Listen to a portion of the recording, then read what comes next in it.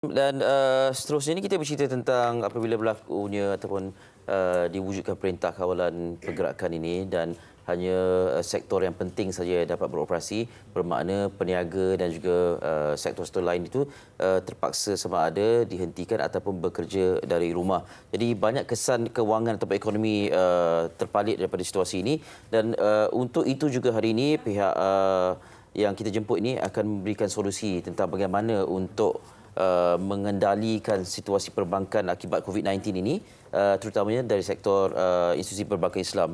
Sekali lagi saya kenalkan Cik Muhammad Muazzam Muhammad. Beliau adalah Bendahari dan Ahli Majlis Tertinggi Persatuan Institusi Perbankan dan Kewangan Islam Malaysia (IBIM). Assalamualaikum Cik Muazzam. Waalaikumsalam. Apa khabar? Terima kasih. Terima kasih sudi bersama kami. Dan okey, kita bercakap tentang IBIM ni dan IBIM mempunyai 26 ahli kesemuanya dalam institusi perbankan Islam ini. Dan kalau boleh, sebelum kita masuk lebih lanjut tentang situasi COVID-19 ini, boleh cerita sikit tentang IBIM. Okey. Silakan. IBIM ni ditubuhkan pada tahun 1995 lagi ya, telah lama. Jadi seperti yang dimaklumkan tadi ada 26 ahli, kategorinya agak berbeza.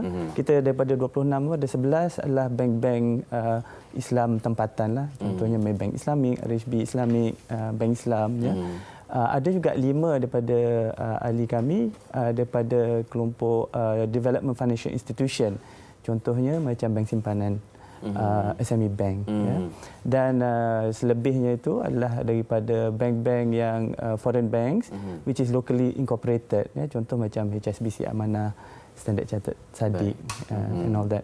Dari segi fungsi utama IBIM ni adalah yang pertama sekali adalah untuk menggalakkan amalan perbankan Islam ya di Malaysia. Yang kedua adalah untuk memupuk kesedaran umum berkenaan dengan perbankan Islam dan juga ianya adalah sebagai satu platform untuk meningkatkan lagi, kita kata to champion the voices of Islamic banking fraternities di peringkat domestik dan juga di peringkat antarabangsa. Ya, jadi sebagai organisasi yang menyatukan institusi kewangan Islam ini, pastinya kepercayaan dalam kalangan pengguna atau pelanggan itu sangatlah tinggi. Jadi dalam situasi COVID-19 ini pastinya banyak kegusaran, ya, terutama yang berniaga dan sebagainya. Jadi apa yang dapat dilihat daripada situasi sekarang ini dan bagaimana PIB mengendalikannya? Okey. Sebenarnya peka kepada apa yang berlaku pada masa sekarang ini ya. Jadi kerana dari segi, kalau kita tengok tadi seperti yang saya sebut, ahli-ahli IBIM daripada bank-bank perbankan Islam komersial sampailah kepada Development Financial Institution. Jadi sebenarnya pelanggan-pelanggan kepada ahli-ahli IBIM ini adalah daripada segenap lapisan masyarakat, sama ada big corporates, perusahaan kecil dan sederhana, dan juga dari segi retail customer, individu orang seperti kita ini ya. Yang beronline dan sebagainya. Jadi memang kita peka dengan keadaan semenjak penularan COVID-19 ini daripada awal lagi.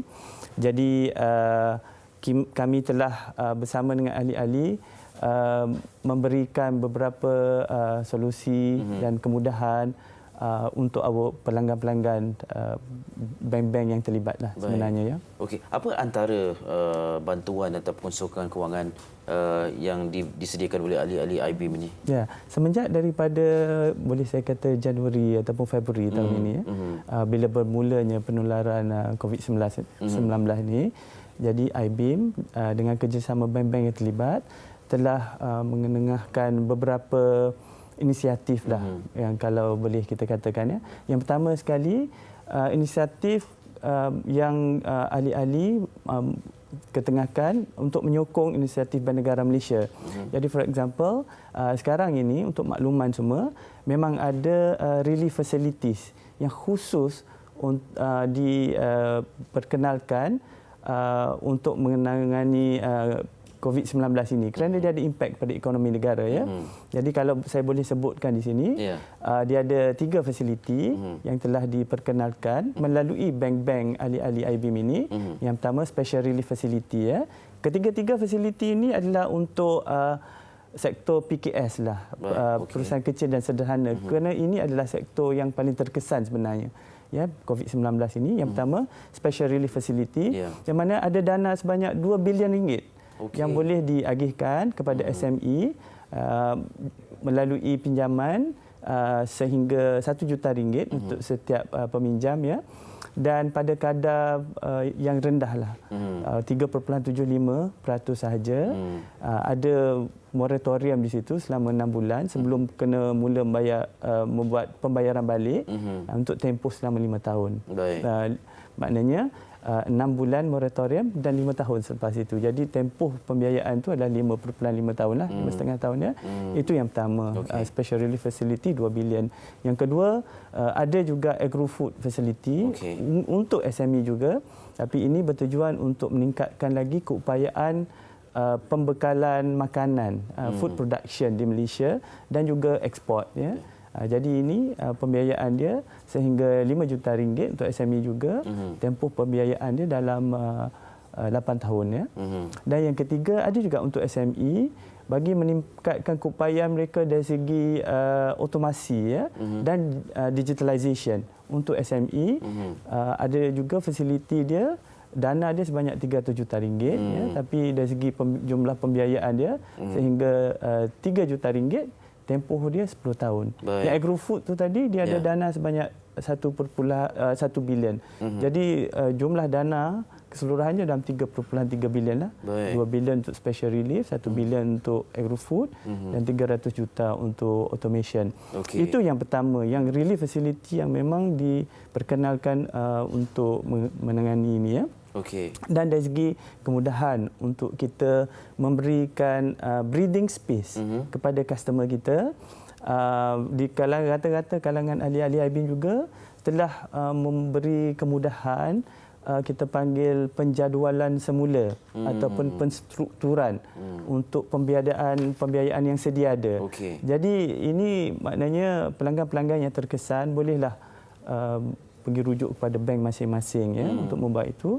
Selain daripada itu, ada juga moratorium. Moratorium ni berbentuk kebanyakannya kita kata untuk 6 bulan ini, siapa-siapa yang ada pembiayaan dengan bank-bank dan mungkin pendapatannya terjejas, ya, sama ada perniagaan, PKS ataupun individu, maknanya boleh juga pergi kepada bank masing-masing untuk meminta penangguhan pembayaran. Mungkin selama 3 bulan, ada juga selama 6 bulan yang ditawarkan, ya. Jadi pelbagai inisiatif yang telah diutarakan, diberikan oleh ahli-ahli IBIM ini sendiri sebenarnya khusus untuk kita tangani kesan daripada COVID-19 ini. Jadi bolehlah approach bank-bank sendiri masing-masing untuk mendapatkan maklumat yang lebih lanjut. Ini satu yang melegakan jugalah, sebab ramai yang terkesannya dengan situasi ini, sebab kita pun tak tahu PKP ni ialah setakat ini disebutkan 31 Mac. Dan kita tak tahu apa lagi akan berlaku selepas ini. Kita harapkan tidak ada extension lah. Cuma kita nantikan dari perkembangan dari masa ke masa. Okey, bila kita cakap tentang 3 fasiliti, saya tertarik nak tumpukan kepada perniagaan kecil dan sederhana ni yang pastinya akan terkesan sangat-sangat. Jadi bagaimana untuk pengguna atau kelompok ini nak tahu sama ada mereka layak ataupun tidak menerima inisiatif ini? Ya, biasanya maklumat berkenaan dengan macam mana untuk memohon. Memohon maksudnya memohon untuk mendapatkan relief tersebut, ya.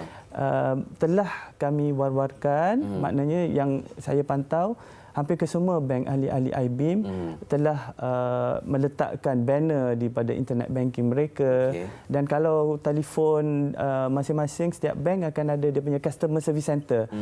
Jadi boleh telefon customer service center bank masing-masing dan juga boleh melawat dia punya website, ya. Segala maklumat itu dia ada di sana, termasuklah ada banyak juga di kalangan ahli-ahli kami yang memang telah meletakkan link di situ. Maknanya sesiapa yang ingin memohon boleh memohon secara atas talian dan akan diproses oleh pihak bank masing-masing. Jadi sepatutnya lah siapa yang pengguna atau pelanggan di bawah menerusi bank-bank di bawah keahlian IBIM ni boleh dimaklumkan dengan pelbagai platform. Pelbagai platform dan antara salah satu cara juga yang kita pun dalam masa 2 minggu lepas cuba take a proactive action. Saya pun tengok di kalangan kami ahli-ahli IBM ramai juga antara kita yang secara proaktif telah menghubungi customer melalui SMS ataupun email untuk beritahu kata kita ada relief seperti ini.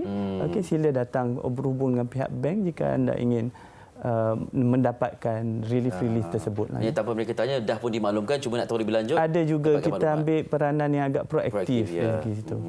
Okey, baik. Dalam situasi itu dari segi inisiatif yang diberikanlah oleh ahli-ahli IBM ni.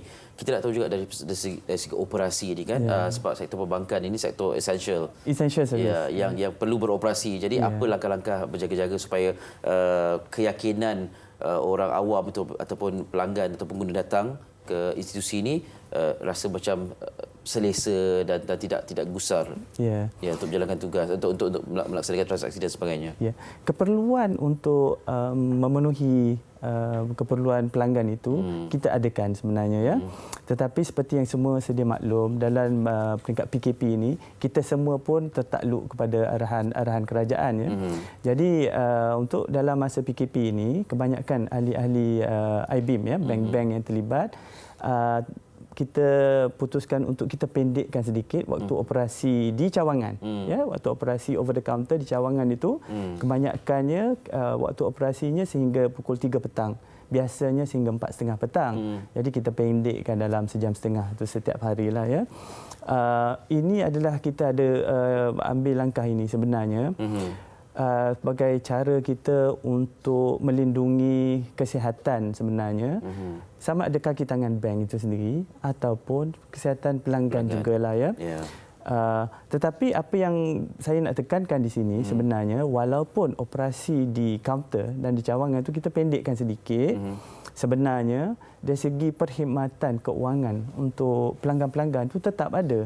Kerana saluran untuk perkhidmatan perbankan ini sekarang ini bukan tertakluk kepada di cawangan sahaja Mungkin Ali pun ada internet banking Kalau kita tengok internet banking, kebanyakan bank di Malaysia ni, bank-bank IBM sekalipun, kebanyakan daripada transaksi perbankan tu boleh diadakan melalui internet banking. Rumah, Betul. Dan selain daripada itu, sekarang ini masing-masing dah ada kemudahan e-wallet dan sebagainya. Jadi inilah masanya sebenarnya untuk kita membiasakan diri menggunakan perkhidmatan di atas talian, menggunakan perkhidmatan e-wallet. Kalau tak ada e-wallet pun biasa kita akan ada kita punya debit card kan, perasan ada debit card, Visa ataupun Mastercard and all that. Yang mana dia kita panggil contactless. Tak perlu tekan PIN. Kadang-kadang kita nak tekan PIN tu pun kita rasa takut. Kita boleh pakai macam PayWave, contactless dan sebagainya. Tetapi bagi orang kita pun sedar juga internet banking, contactless card ini bukannya semua lapisan masyarakat kita ada. Okey, tidak perlu risau kerana perkhidmatan perbankan itu pun available di ATM machine.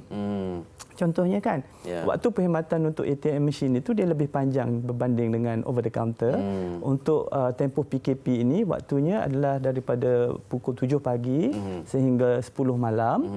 Daripada 7 pagi hingga 10 malam, kebanyakanlah saya rasa 90% daripada kehendak keperluan perbankan boleh kita penuhi melalui mesin-mesin ATM juga. Jadi sekali lagi kalau boleh saya tekankan di sini kepada para pelanggan terutamanya sekali, gunalah kemudahan internet banking, self-service terminal ini supaya kita boleh elakkan daripada perlu pergi ke cawangan bukan kerana kita tak nak melayan pelanggan, tetapi social distancing itu penting dalam PKP ini. Jadi ini adalah untuk keselamatan pelanggan dan juga pekerja bank sendiri. Kalau anda mungkin tak biasa sebelum ini, belajar untuk biasakan, kerana bisa kata selepas tamatnya tempoh kawalan pergerakan ini, anda dah biasa, jadi banyak masa dia boleh dijimatkan kan, dan juga tak perlu nak bayar parking dan sebagainya, macam-macam manfaat menerusi perbankan dalam talian dan juga menerusi perkhidmatan lain, dia tak perlu pergi ke kaunter. Cik Muazzam, terima kasih banyak atas perkongsian dan semoga banyak manfaat diperolehi oleh pelanggan dan juga pengguna bank-bank di bawah iBeam ni. Jadi inilah kesempatan untuk kita mendapatkan lebih banyak ilmu, dan kalau anda barangkali antara yang terkesan ini, boleh menghubungi bank anda yang mana kalau di bawah iBeam tu untuk mendapatkan maklumat lanjut untuk mendapatkan inisiatif yang telah ditawarkan menerusi 3 fasiliti, terutamanya kepada peniaga-peniaga SME ini. Sekali lagi terima kasih banyak-banyak kita ucapkan kepada Encik Muhammad Muazzam Muhammad, Bendahari dan juga Ahli Majlis Tinggi Persatuan Institusi Perbankan dan Kewangan Islam Malaysia iBeam, sudi bersama kami. Terima kasih banyak-banyak. Selamat menjalankan tugas. Ya. Terima kasih.